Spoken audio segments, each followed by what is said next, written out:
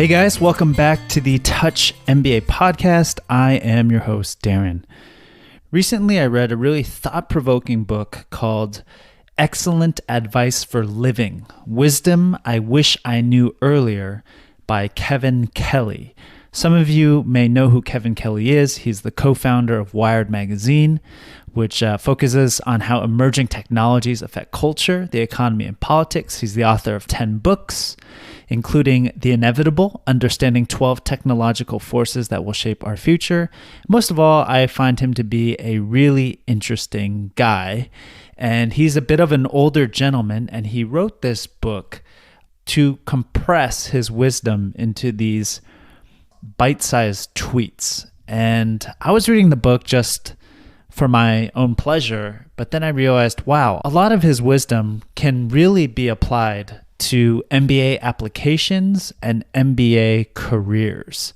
So that's what we're going to do with this episode. So I'm going to go through 9 or 10 of these bits of wisdom, share some thoughts I have, and hopefully these can help inspire you with your MBA applications, but also with your careers and lives. This isn't the first time I've used books as an inspiration for hopefully useful podcast episodes here at Touch MBA. If you're interested in seeing some other episodes I've done, do check out the show notes. Before we jump into the episode, just a reminder that at Touch MBA, what we're really trying to do here is to help you make the best MBA investment. We think internationally. That's why we focus on the top business schools all around the world, not just the United States. And so if you need help figuring out which MBA programs could fit you best, might be the best MBA investment for you, given your career goals and your profile and how competitive you might be at certain schools, do go head over to touchmba.com and we'd be happy to help you out there for free. We also have an Admissions Edge course, which is really the best of Touch MBA and the last 10, 15 years of podcasts we've done here, as well as our experience seeing thousands of profiles come to our site. So if you're looking for a cheaper alternative than hiring admissions consultants to help you while you apply this fall, then do check out go.touchmba.com/edge. You can find our Admissions Edge course that covers every aspect of the application and how you can give yourself the best chance of getting in this fall.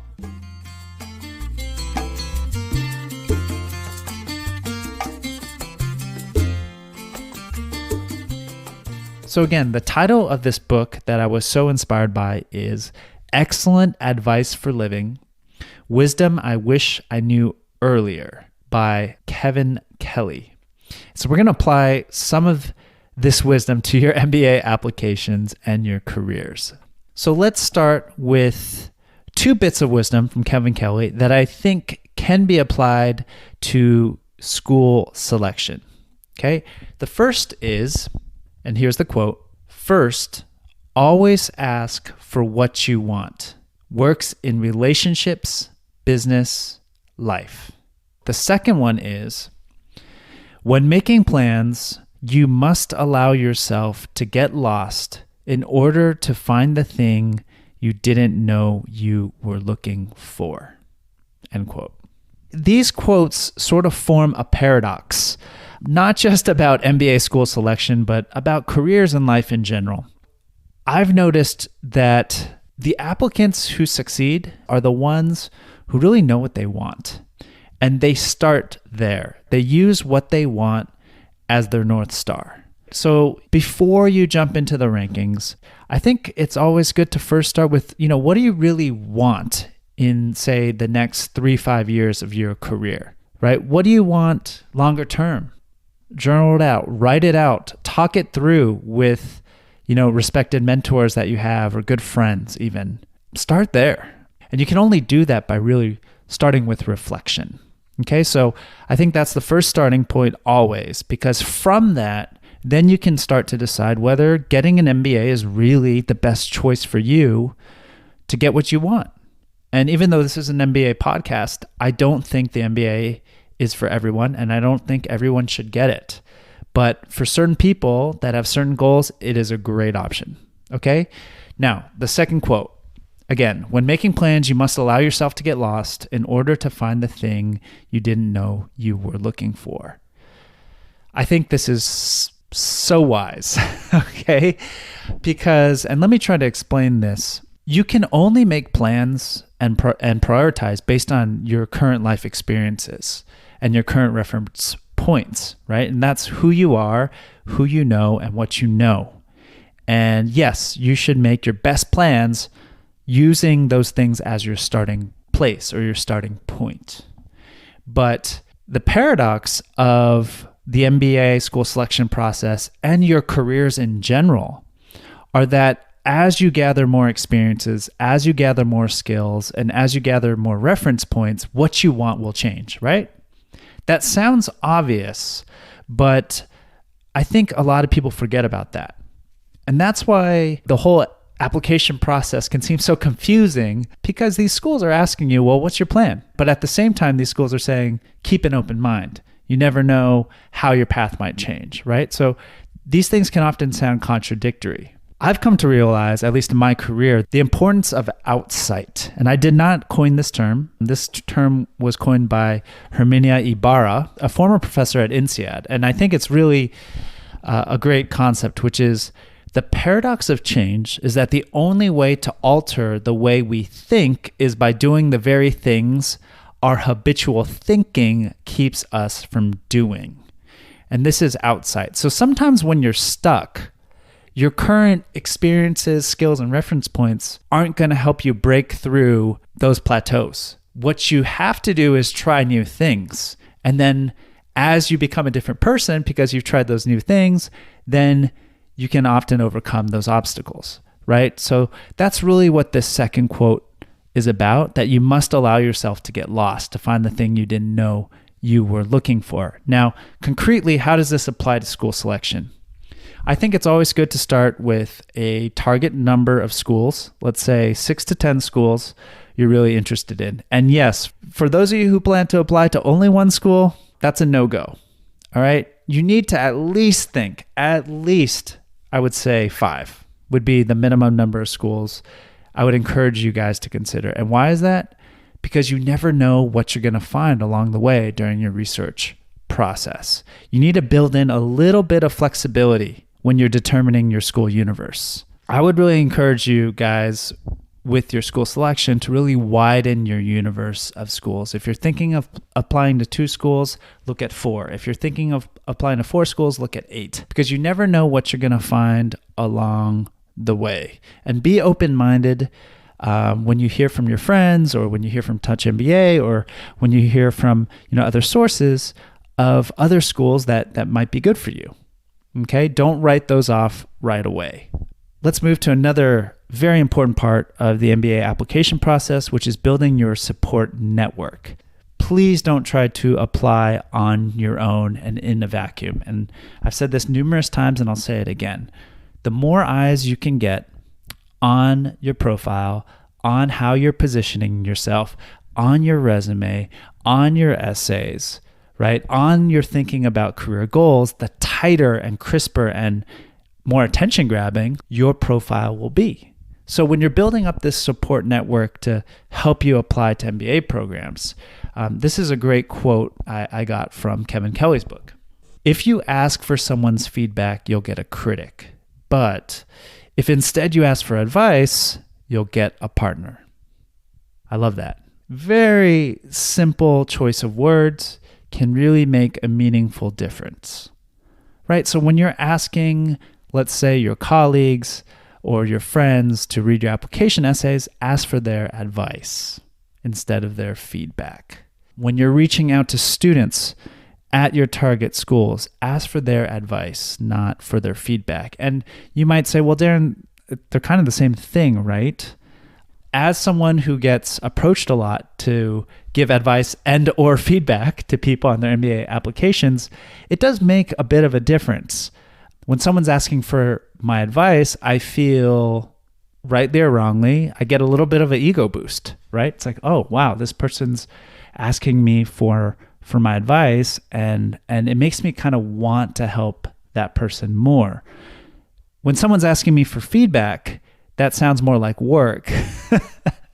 And even though giving advice is also probably a lot of work and requires a lot of time, it's a bit of an ego boost, and it does align me more with the person who's asking for my advice. Okay, so just a small tip: when you're doing your coffee chats, which we've talked about endlessly on this show, ask for advice, not for feedback.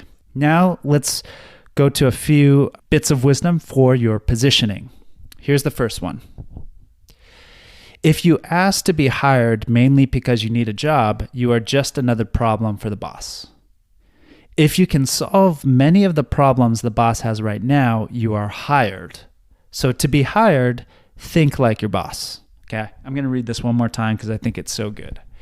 If you ask to be hired mainly because you need a job, you are just another problem for the boss. If you can solve many of the problems the boss has right now, you are hired. To be hired, think like your boss. I think this really cuts to the core of your approach when you're applying, not just for jobs, but to these top-ranked business schools. Who is going to make the decision to let you in the door of these top-ranked schools? It's going to be the admissions team. So the admissions director and all the people working in the admissions team are ultimately going to make that decision. Okay, so what is the job of the admissions office, right? Have you guys ever thought of that? I'll give you a few clues. It's to build a dynamic, diverse class. It's to make sure that you're admitting people who can get through a graduate level business program that can be really intense, whether it's over 1 year or 2 years. It's to make sure you can really help people applying land their target jobs. That would make them a good fit for your program. And one more thing is you probably want to bring in people who can represent your business school well, right? Not just within the class, but to employers, to their communities, to the countries, to the wider world. I can say these things because I used to be an admissions director for a top-ranked business school, and these were things I always had in mind. If you want to dive even deeper into this, I have a whole module about this in our Admissions Edge course. But I think those 3 questions are a great starting place. And when you can think of how you can help the admissions director solve his or her biggest problems, I think that can really give you a step up in the admissions process. Now, this doesn't mean you should be trying to guess what the admissions director wants to hear and then tailoring your profile in that manner, right? Rather, it means really looking at how you can best present yourself at your true self and your super unique point of view and all the assets you could bring to a class, and communicate those in a way that the people reading your application can quickly kind of plug that into the problems that they need to solve during this whole admissions process, because then you will truly stand out. Okay, I think that's enough on that positioning tip.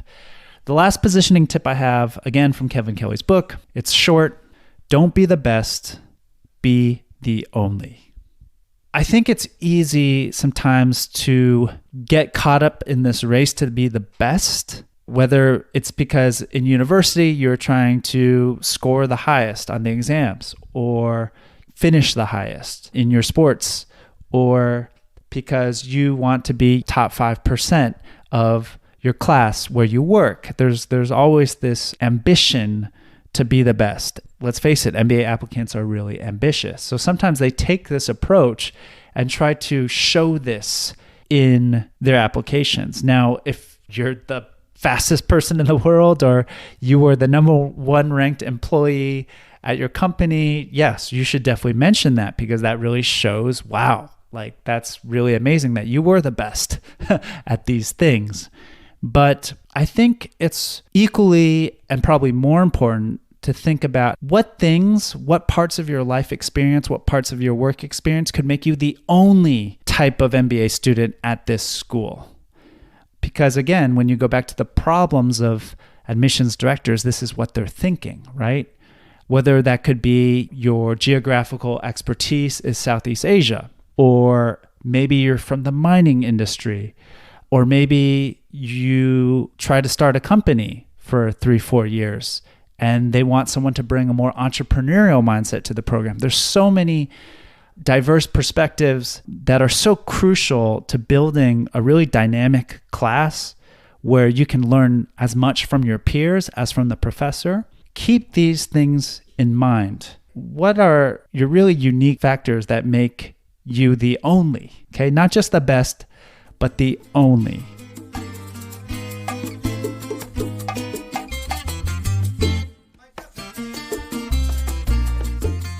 What about the resume? Here are some really interesting quotes. Okay, the first bit of wisdom. Your 20s are the perfect time to do a few things that are unusual, weird, bold, risky, unexplainable, crazy, unprofitable, and look nothing like quote-unquote success. For the rest of your life, these experiences will serve as your muse. Okay, and the second bit of wisdom, do more of what looks like work to others, but is play for you. Okay, now some of you might ask, well, Darren, why are you bringing these bits of wisdom up for your resume? Shouldn't I be using my resume to show, my clear career arc, my clear career story, how well I performed academically, my impact at my organizations? Yes. Please do all those things. That's hugely important.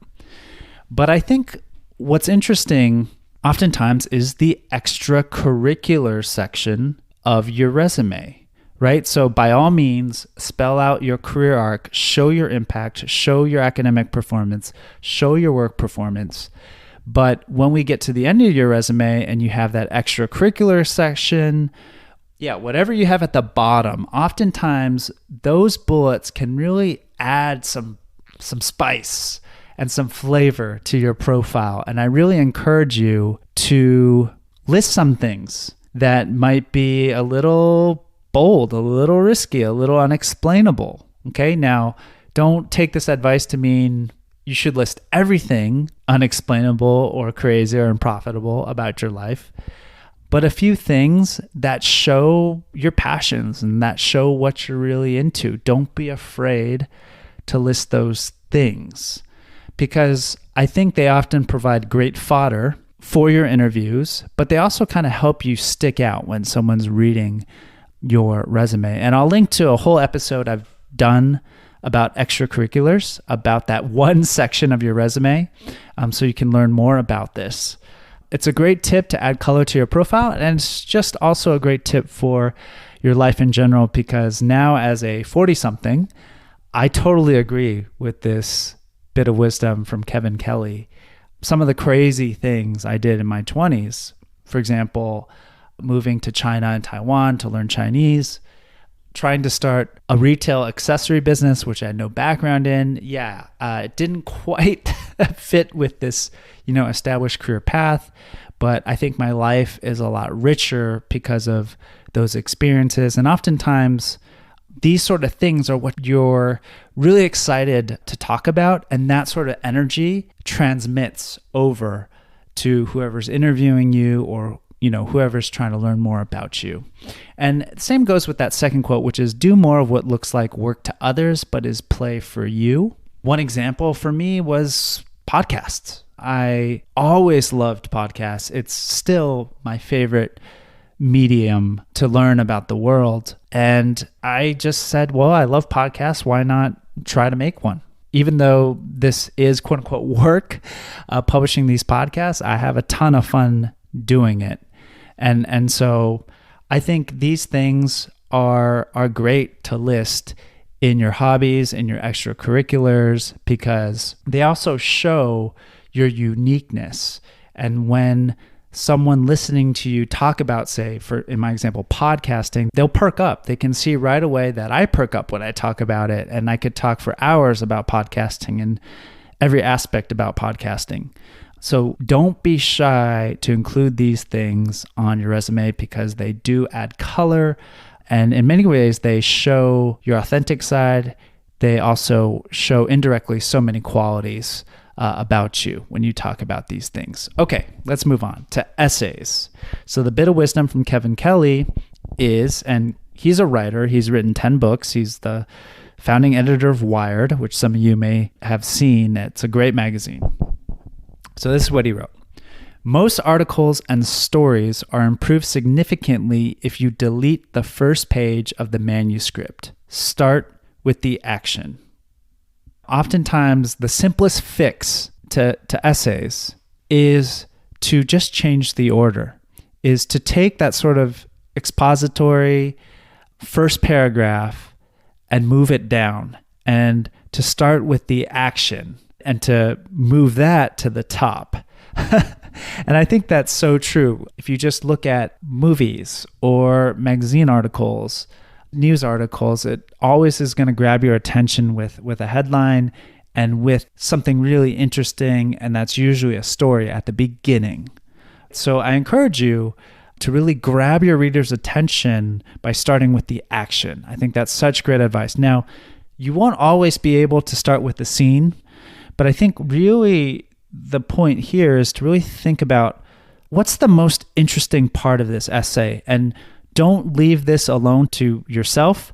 Make sure you ask your second, third, and fourth readers that question when you give it to them. Ask them, what do you think is the most interesting part about this essay? And from that advice, not feedback, from that advice, I think you'll be able to restructure your essays so that they really grab the reader's attention from the start, because you need to grab the attention first before you start lecturing the reader. Okay? So again, start with the action. Let's talk about interviews. Here's a bit of wisdom from Kevin Kelly. To get better at speaking, watch a recording of yourself speaking. It is shocking and painful, but an effective way to improve. I laugh because that has been my whole arc with this podcast. Listening to myself, which I sometimes have to do when we're editing the podcast, oh gosh, it is painful. It is so painful. But one of the greatest benefits of hosting this show is that I've had to improve my public speaking. And episode by episode, you learn new things. You learn where you put your ums and ahs and uhs. You learn that you, in my case, tend to add on too much instead of getting straight to the point. You learn so many things by listening to recordings of yourself speaking. So don't go into your interviews ice cold. The best option would be to do a mock interview with a friend, with an admissions consultant, with a colleague, and record that mock interview and just listen to yourself. Do you take too long to get to your point? Are you taking too long to answer the questions? Are you stuttering a lot? Are you not answering the question? Is there a better way to answer the question, etc., etc.? You're only going to know this by listening to recordings of yourself. And trust me, it's painful. I mean, unless you're Trevor Noah or Kevin Hart or Barack Obama or, an amazing public speaker and you're trained, I think most of you aren't. So please listen to recordings of yourself. If you don't have a friend or someone else who you can do a mock interview with, well, record yourself then, literally just into your phones. It's so easy now to do this. You really have no excuse. Listen to yourself and think of how you can improve, and then record yourself again and do it again and again. I think this is a great tip. It's painful, but it's so important. Another bit of wisdom that I found really interesting from this book is, quote, "To be interesting, just tell your story with uncommon honesty," end quote. And I thought a lot about this, and I think this is great advice for those of you who are going to interview, because I think oftentimes you're trying to get into a school, so it's easy for you to think like you have to impress the person interviewing you, or you have to be a certain way when you're talking. And while that can help with the preparation, when it comes to delivery, that's probably not really you, right? Of course, you need to be professional during these interviews, but you need to be you as well. And I think focusing on this phrase, telling your story with uncommon honesty, can really help that come across, because that's really what the admissions is trying to do when they're interviewing you, right? They're really just trying to get to know you better and really trying to make sure that who you are on paper matches with who you are in real life. And maybe who you are in real life is even more sparkling, even more interesting. This is really about the tone of who you are as a person and how you communicate.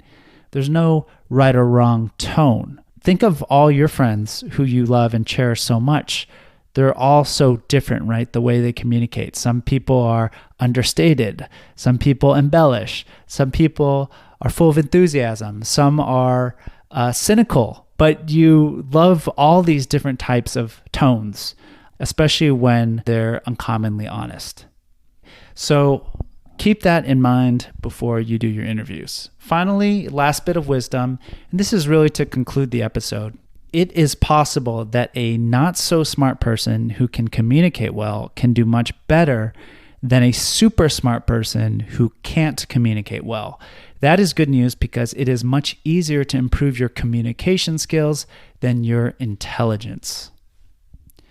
And really, when you look at the MBA application process, and really the application process to jobs as well, it's really a exercise in communication.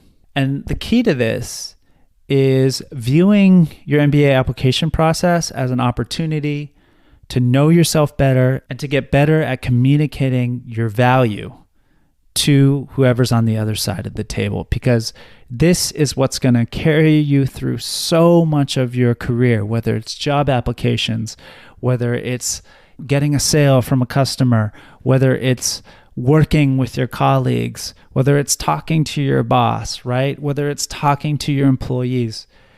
So much about this is communication. I know the process is long. I know it's arduous. I know it can be trying, but just always remember that this is an opportunity to improve your communication skills, which are so relevant and so critical to a successful career and to a successful life. All right, guys. So I hope this advice was still concrete enough for your MBA applications. I think all the bits of wisdom you can also apply to your careers. And if you want to read the book, it's wonderful. I highly recommend it. And again, the book is called Excellent Advice for Living, Wisdom I Wish I Knew Earlier by Kevin Kelly, co-founder of Wired Magazine, and just a really interesting person and interesting thinker. And I'll link to that book in the show notes. And we'll see you next week on the Touch MBA podcast. Keep it going, guys. Thanks for listening to the Touch MBA podcast. Remember, you can get free school selection help and a profile review at touchmba.com. You can also follow us on LinkedIn and Twitter.